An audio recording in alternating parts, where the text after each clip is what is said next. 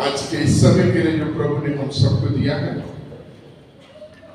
कि गीत गाते हैं लहर बड़े दिन की सदा यहाँ पर रहे। और ये 50-60 लोग हैं जो यत्र सर्वत्र हर जगह है।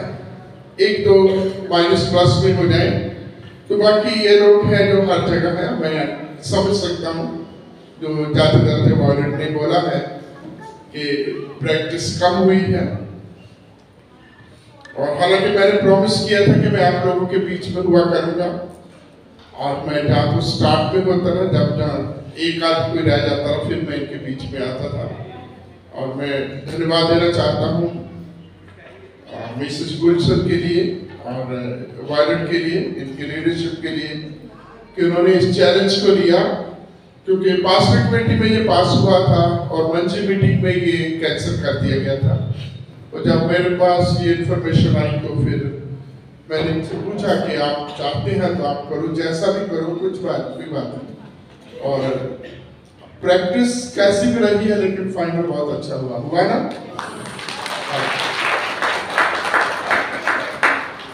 परमेश्वर का धन्यवाद देते हैं, क्योंकि जहां तक फिजिकल स्टैमिना की बात है तो हम सब इंसान हैं। हमारे घरों में भी हमारी अलग अलग हमारे ड्यूटीज पे भी हमारी जिम्मेवारियां हैं, और हम लगे हुए हैं कम से कम 1 दिसंबर से। और किसी भी दिन खाली नहीं रहा। ये नहीं है कि 25 आया और जब क्रिसमस हुआ चलो ठीक है, लेकिन उसके बाद भी कहीं ना कहीं इनविटेशन थे। हम लोग जाते रहे, कहीं पूरे समूह के साथ, कहीं अकेले, कहीं ना कहीं हम लगे रहे। और शरीर तो फिर शरीर है, थकता भी है। और खास करके क्रिसमस निकलते ही सर्दी बढ़ गई और ये सारी चीजें रही, लेकिन फिर भी आप लोगों को मैं अप्रिशिएट करता हूँ, आप लोगों का धन्यवाद देता हूँ कि आप लोग हर एक्टिविटी में, हर जगह जहाँ भी हमें बुलाया जाता है आप पहुँच रहे हैं। और चर्च की वर्शिप जो है आप लोगों की हमेशा बरकरार हुई है, जिसके लिए हम परमेश्वर का धन्यवाद देते हैं, प्रभु की स्तुति करते हैं। खास करके जब आज आखिरी दिन है साल का, और मैं सोचता हूँ कि ये 6 महीने मेरे भी कंप्लीट हो गए, आधा साल आप लोगों के बीच में बिताया है। और ऐसे नहीं लग रहा कि जैसे मैं अभी 6 महीने से हूँ, ऐसा लगता कि जैसे मैं बहुत पुराना हूँ आप लोगों के बीच में। आप लोगों के एकदम से जो आप लोगों की तरफ से एक्सेप्टेंस है, प्यार है, और मिलकर के जो आप लोगों का काम करने का ढंग है, तरीका है, जो आप लोगों की आपसी सूझबूझ है, डिफरेंसेस के बावजूद भी जो है हम सारा काम बहुत अच्छे तरीके से मिलकर कर रहे हैं, उसके लिए वास्तव में आप लोगों को जितना भी एप्रिशिएट किया जाए वो कम है। पिछले दिनों में कुछ लोगों के नाम लिए जा रहे थे, ग्रुप्स के नाम लिए जा रहे थे, तो मैंने बोला मैं किसी का नाम नहीं लूंगा, क्योंकि जो उन्होंने मेहनत की है शब्द बोल के उनकी जो उसकी वैल्यू कम हो जाती है। तो निःशब्द कहूँ तो प्रभु का धन्यवाद देता हूँ आप सबके लिए, और उम्मीद करता हूँ क्योंकि अभी तो ये शुरुआत है और रिटायरमेंट होपफुली यहीं से लेनी है। और प्रभु करे कि हमारा प्यार, हमारी एक्टिविटी प्रभु की महिमा के लिए ये ऐसे ही बढ़ती जाए। धन्यवाद देता हूँ हमारे बुजुर्ग पाजी साहब का, जिनसे मैंने रिक्वेस्ट की थी कि वो आप हमारे साथ ऑल्टर पर आए, हमें असिस्ट करें, तो उन्होंने इसको एक्सेप्ट किया है।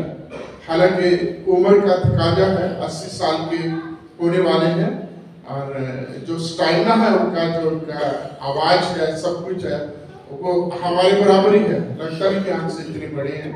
एक परमेश्वर का धन्यवाद देते हैं।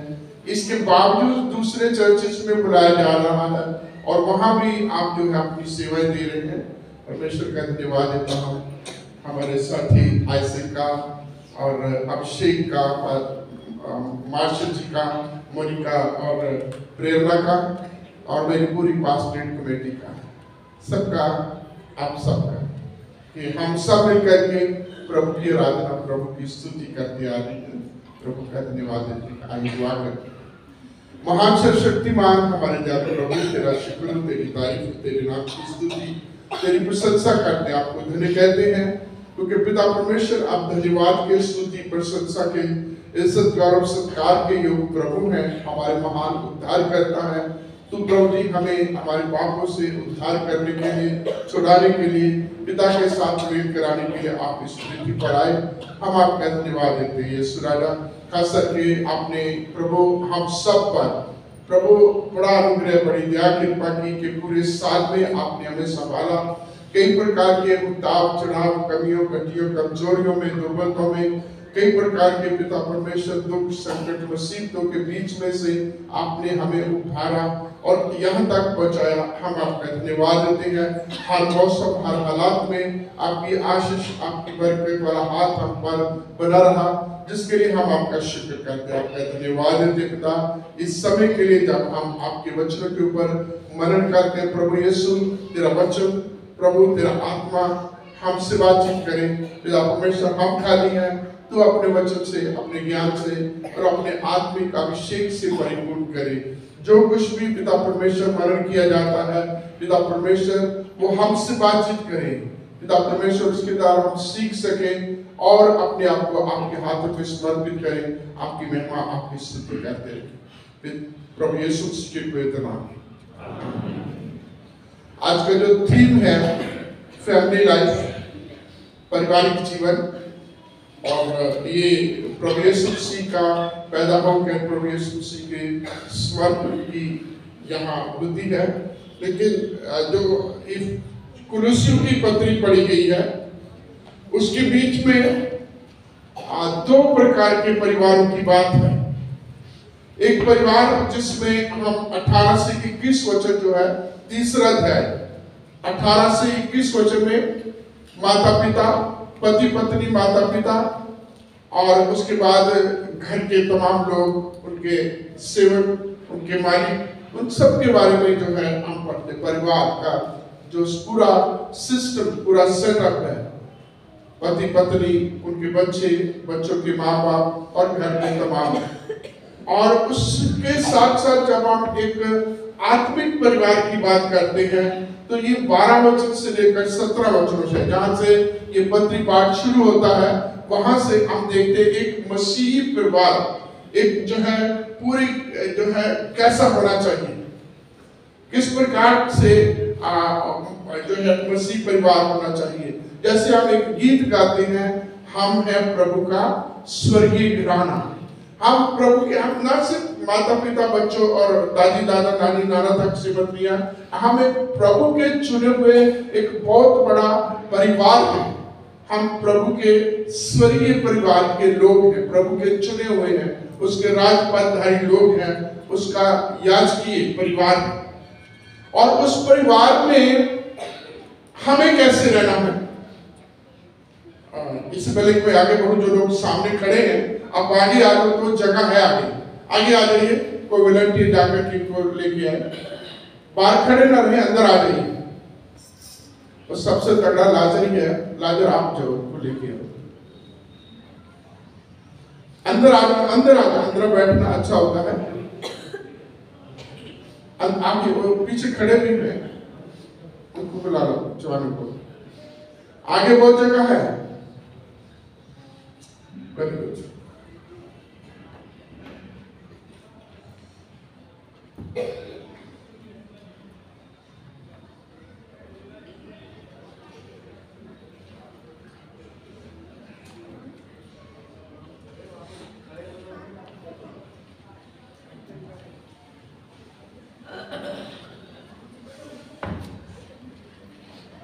तो परमेश्वर के पवित्र वचन में हम पढ़ते हैं कुलुस्सियों की पत्री, उसका 3रा अध्याय और उसके 12 वचन से 17 वचन तक जल्दी में हम देखेंगे। और उसके बाद क्योंकि आगे समय हमारे पास कम है, यहाँ लिखा है, इसलिए परमेश्वर के चुने हुए के समान जो पवित्र और प्रिय हैं, बड़ी करुणा, भलाई, दीनता, नम्रता, सहनशीलता धारण करो। यदि किसी के ऊपर दोष देने का कोई कारण हो तो एक दूसरे की सह लो और एक दूसरे के अपराध क्षमा करो, जैसे प्रभु ने तुम्हारे अपराध क्षमा किए वैसे ही तुम भी करो। इन सब के ऊपर प्रेम जो सिद्धता का कटिबंध है बांध लो। मसीह की शांति जिसके लिए तुम एक देव होकर बुलाए गए हो तुम्हारे हृदय में राज्य करे और तुम धन्यवादी बने रहो। मसीह के वचन को अपने हृदय में अधिकाई से बसने दो और सिद्ध ज्ञान सहित एक दूसरे को सिखाओ, एक दूसरे को चिताओ और अपने अपने मन में अनुग्रह के साथ परमेश्वर के लिए भजन, स्तुतिगान और आत्मिक गीत गाया करो। वचन से या काम से जो कुछ भी करो वो प्रभु के नाम से करो और प्रभु के द्वारा पिता परमेश्वर का धन्यवाद दिया करो। यहाँ हम पति का पत्नी के प्रति और पत्नी का पति के प्रति, माँ बाप का बच्चों के प्रति, बच्चों का माँ बाप के प्रति, एक परिवार में अलग अलग लोगों की अलग अलग जिम्मेवारियों के प्रति जब हम बात करते हैं तो यहाँ मसीही लोगों का, मसीह परिवार का एक विश्वासी का दूसरे के विश्वासी के साथ कैसा रिश्ता होना चाहिए। पहले तो कलीसिया को ये जानना चाहिए कि वो है क्या, वो कैसे लोग हैं। यहाँ आप पढ़िए, बाइबल खोल के रखिए, 12 वचन पढ़िए। इसलिए परमेश्वर के चुने हुओं के समान जो पवित्र और प्रिय हैं। बस क्या है? परमेश्वर के चुने हुओं के समान जो पवित्र और प्रिय हैं। आगे 5 चीजें लिखी हुई हैं। इसलिए परमेश्वर के चुने हुए बिनाई जो बड़े पवित्र हैं और प्रिय हैं। परमेश्वर ने अपने लोगों को सबसे पहले प्यार किया। यूहन्ना 3:16 हम बहुत बोलते हैं परमेश्वर ने प्यार किया, और जगहों पर हम परमेश्वर के प्यार की बात करते हैं और उस प्यार से परमेश्वर ने हमें चुन लिया। और ये चुनाव प्रभु यीशु मसीह की मृत्यु क्रूस पर, उसकी मृत्यु जो इस दुनिया में आने पर नहीं है। ये प्यार देखेंगे तो ये आरंभ में है। आरंभ से परमेश्वर ने प्यार किया। जब कमजोरी आई, जब गिरावट आई, जब पाप आया, परमेश्वर तब भी प्यार करता रहा।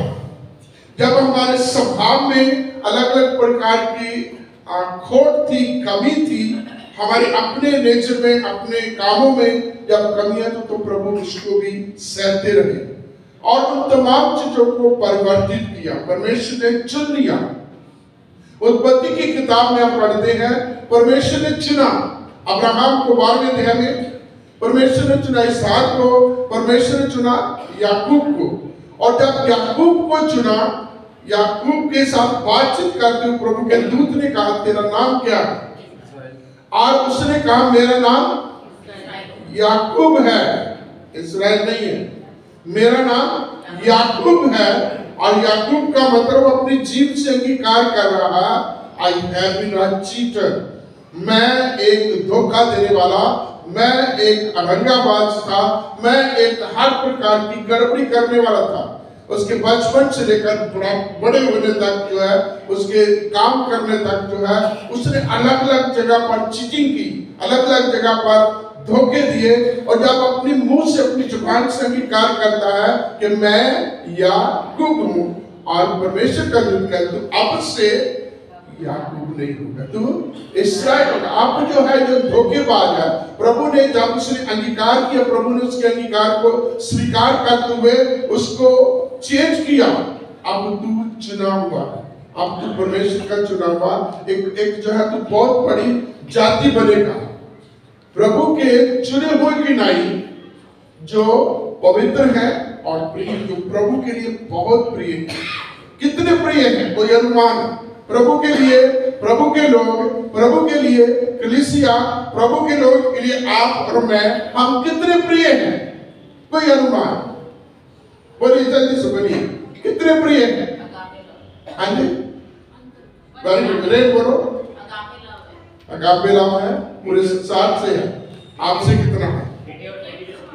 एक गीत है, अपनी आंख की पुतली में के समान वो हमें प्रभु यहोवा मुझ में है, आगे क्या है, हरदम उसका छाया है, अपनी आंख की पुतली की तरह मुझे संभाले रहता है। कितने प्रिय हैं, जितनी मेरे और आपके लिए हमारी आंख की पुतली महत्वपूर्ण है।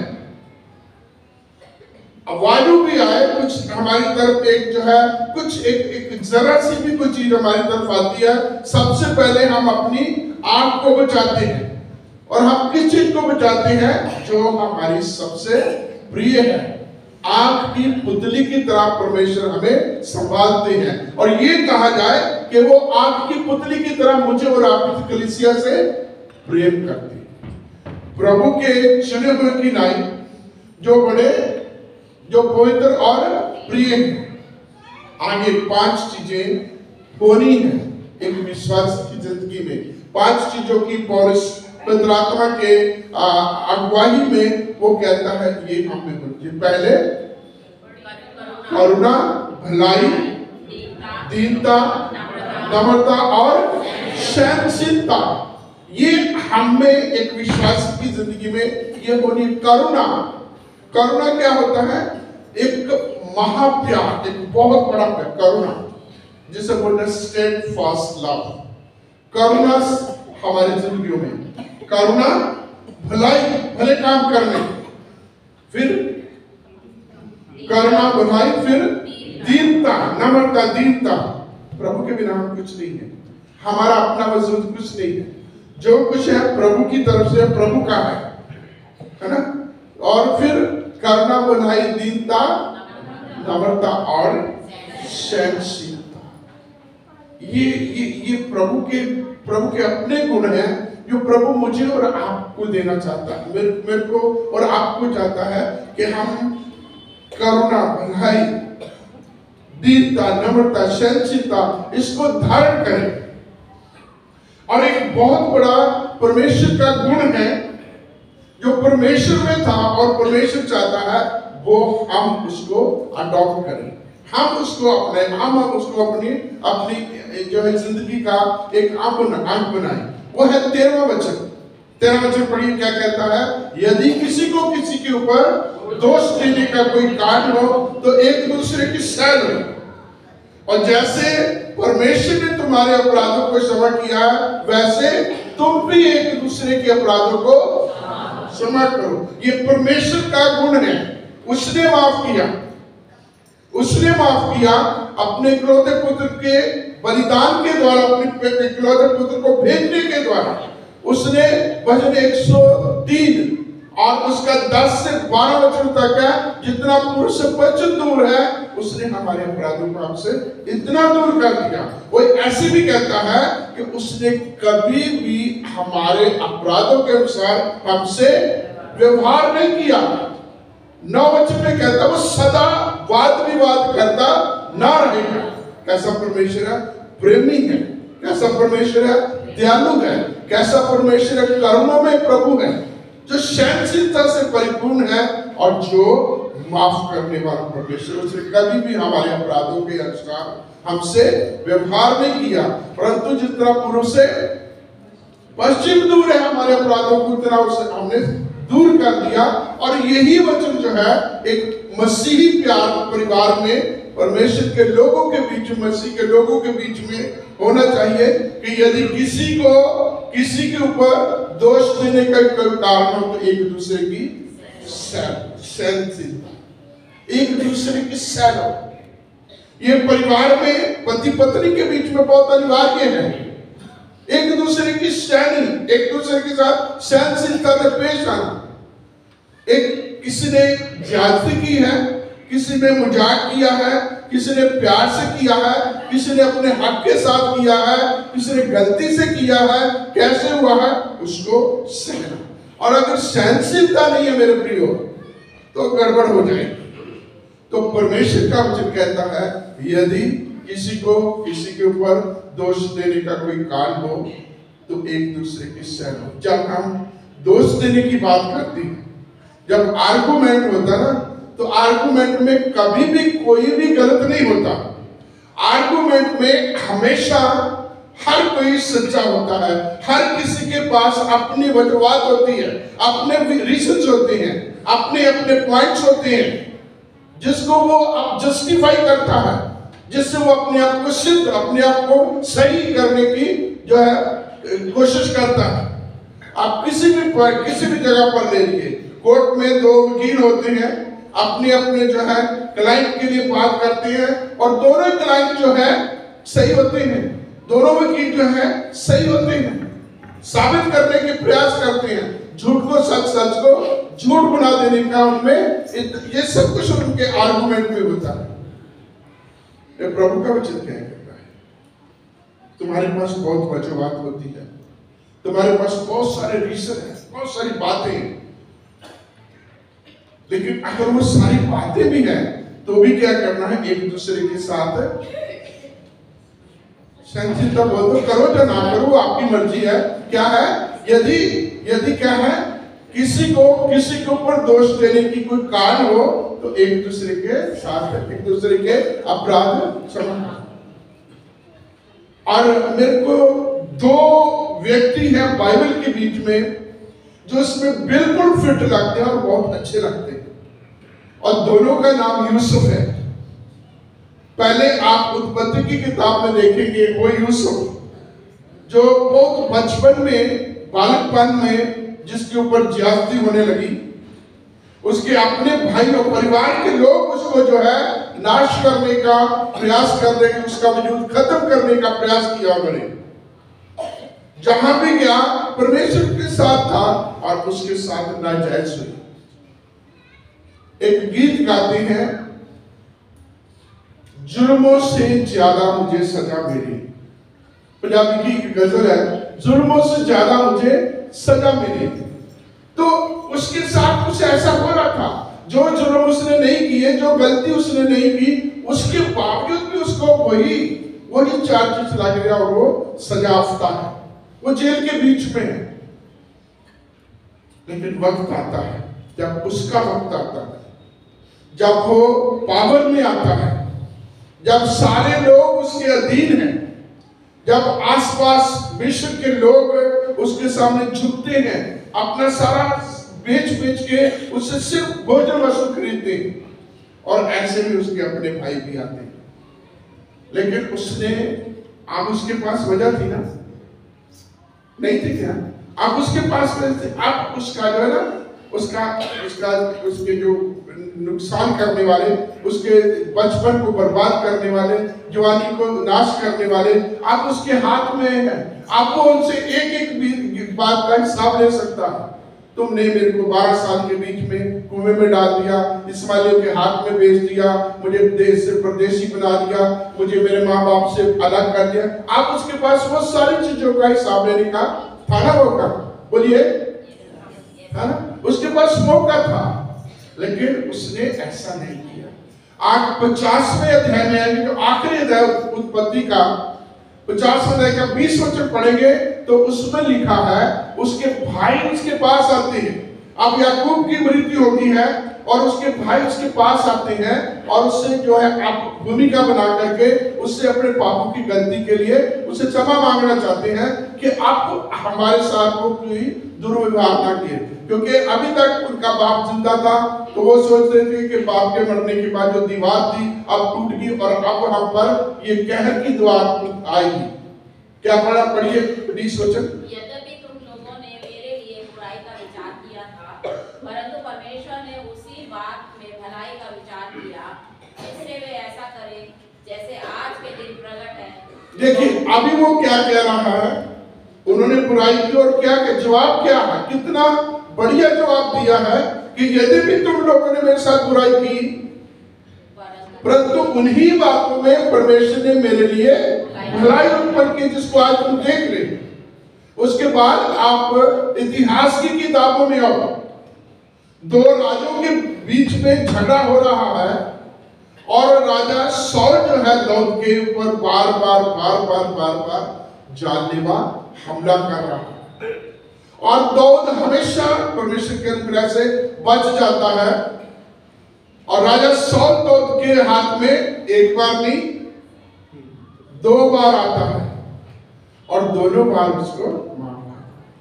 अभी जिस व्यक्ति ने उसको जानलेवा हमले किए हैं, जिसकी वजह से वो घर से बेकार गुफाओं में, जंगलों में, पर्वतों में इधर उधर दौड़ा फिर रहा जान बचाने के लिए, और जब राजा सौल उसके हाथ में, उसके साथी कहते हैं आज तेरे परमेश्वर ने तेरे दुश्मन को तेरे हाथ में कर दिया है।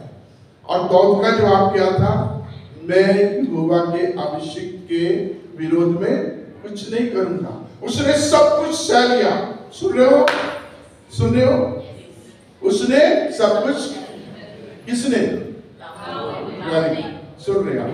तो दाऊद ने क्या कहा कि मैं यहोवा के अभिषेक, यहोवा के मसाए हुए किए हुए दास के विरोध में उसके खिलाफ में कुछ नहीं करूंगा। सारी बातें सारी, और उसके हथियार लेकर के उसे बता दिया, उसका कपड़ा लेकर के उसे बता दिया कि आज तो मेरे हाथ में था, आज तो सोया हुआ था, आज मैं चाहता एक बार नहीं 2 बार तो मेरे हाथ में तुझे मैं मार सकता था, लेकिन मैंने तेरे साथ ऐसा नहीं किया। एक मसीह, एक सच्चे मसीह की जो खूबी है कि उसके पास सब कुछ था, उसके पास रीजन भी थे, उसके पास अधिकार भी था, और उसने इसको क्षमा कर दिया।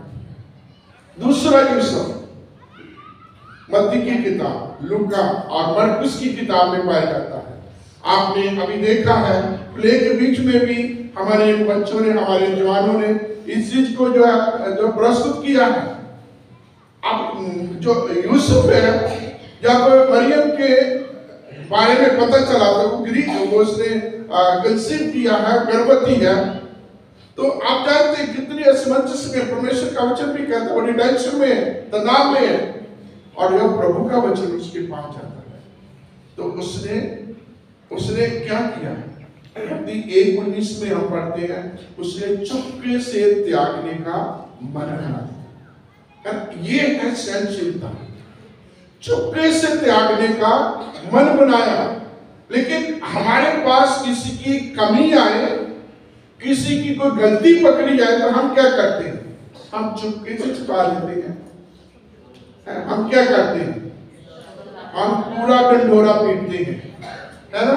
हम एक दूसरे के पास जाते हैं, शैली विशाली के पास विशाली, रूत के पास और रूत आगे से आगे, और फिर एक बार ये पास्टर कमेटी के पास भी बात आ जाती है, इस फैसले ने एक्सकम्युनिकेट करने तक की भी बात आ जाती है।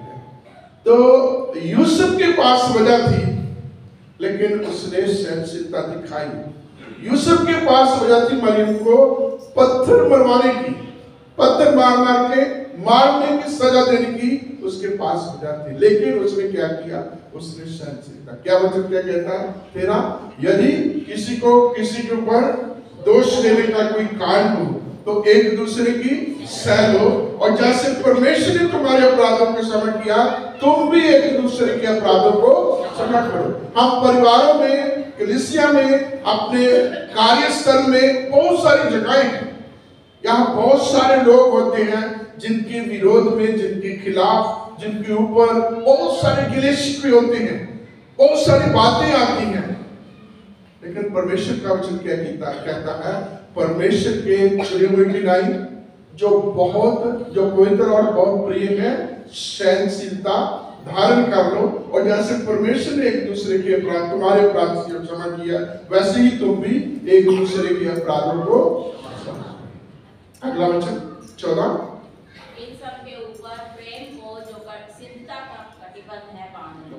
हाँ, पहले हमें 5 चीजों के बारे में बताया गया है, उसके बाद एक खास बात है कि एक दूसरे के साथ सहनशीलता करके एक दूसरे को माफ करना है। 14वें वचन में क्या कह रहा है?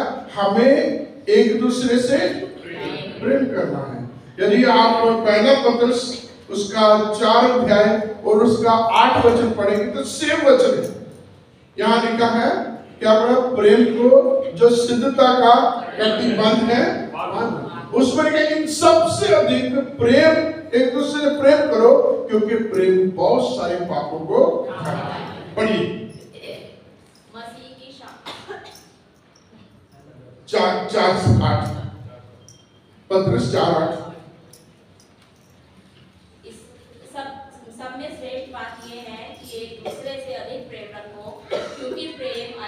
पापों को ढांप देता है।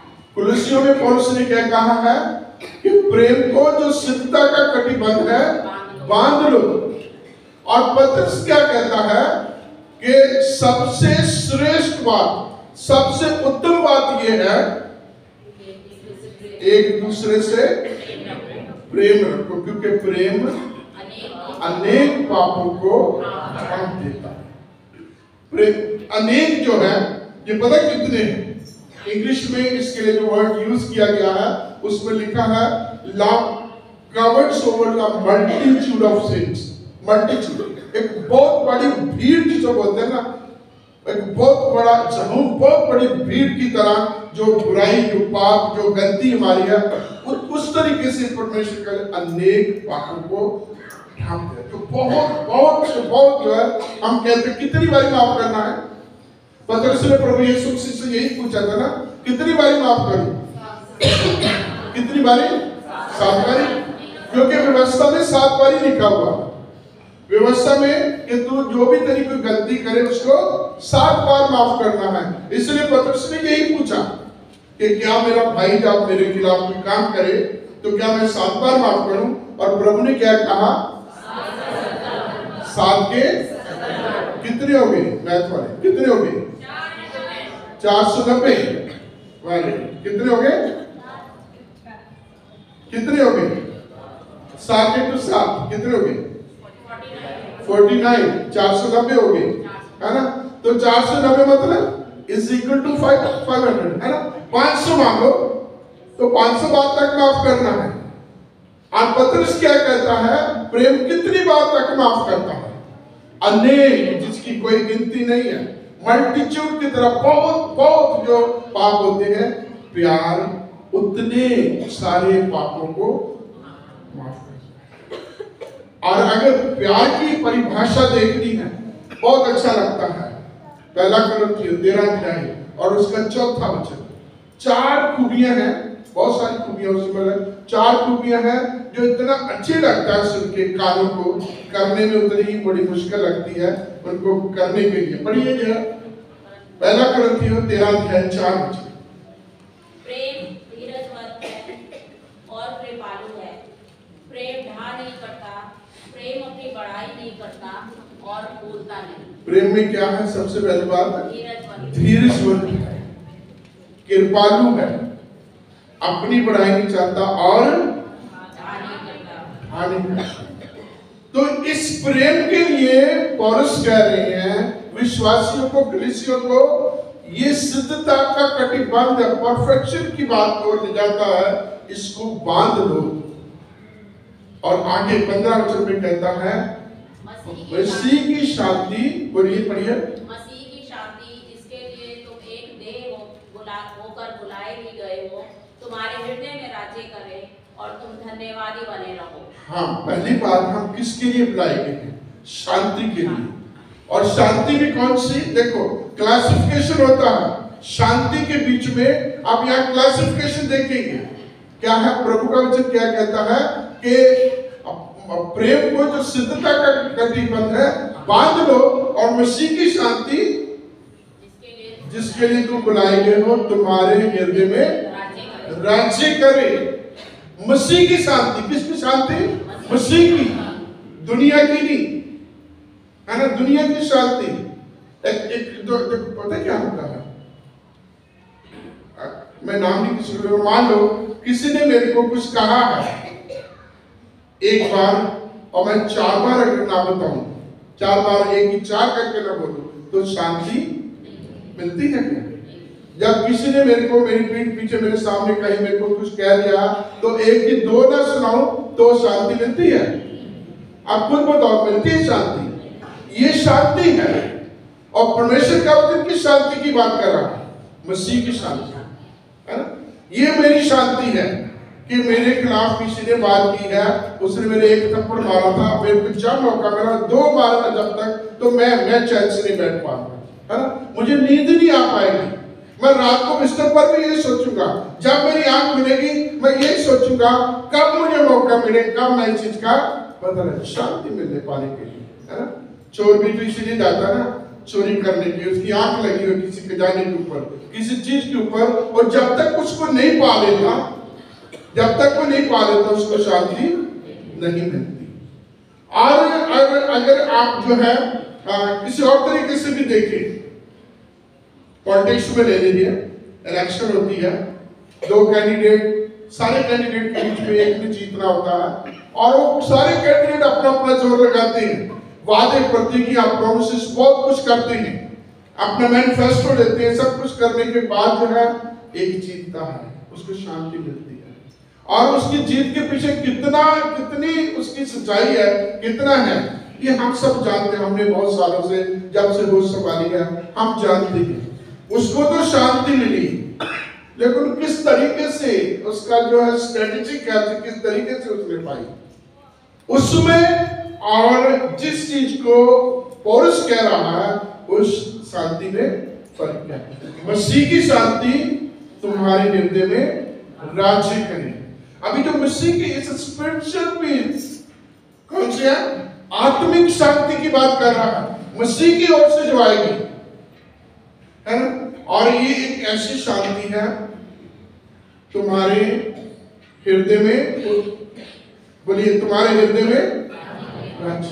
फिर इससे जो इसमें जो मसीह की शांति है वही राज करे, है ना, उससे फिर कोई और नहीं। आप जानते हैं जब मैच होता है, क्रिकेट की बात ले लीजिए, अंपायर एक फैसला ले लेता है, प्लेयर उससे खुश नहीं होते, वो रेफर मांगता है, रिव्यू किया जाता है, और जो रेफरी होता है वो बड़े बारीकी से सारे एंगल से देखता है और फिर डिसीजन देता है, और फिर उसके बाद जो डिसीजन हो जाता है वही रूल करता, कुछ और नहीं रूल करता।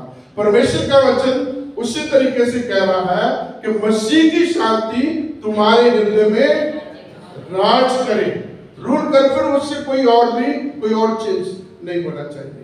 आगे अगला वचन क्या कहता है, 16 वचन बहुत अच्छा वचन है।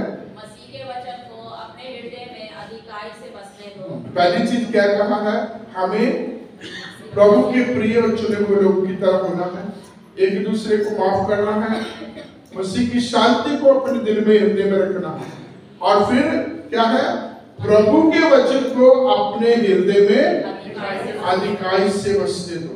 इसके ऊपर प्रभु ने कभी मौका दिया तो प्रभु का वचन जब हमारी जिंदगियों में होता है, जब प्रभु के वचन के अनुसार हम चलते हैं, तो प्रभु क्या आशीष देता, किस तरीके का हमारा व्यक्तित्व होता है, वो हम बाद में कभी देखेंगे जब हमारे पास और अच्छा टाइम होगा। आज हम यही देखेंगे, परमेश्वर का वचन कहता है कि प्रभु के वचन को अधिकाई से अपने, हमारे दिल में क्या होना चाहिए, प्रभु का वचन अधिकाई से, थोड़ा बहुत नहीं, अधिकाई से भरा होना चाहिए।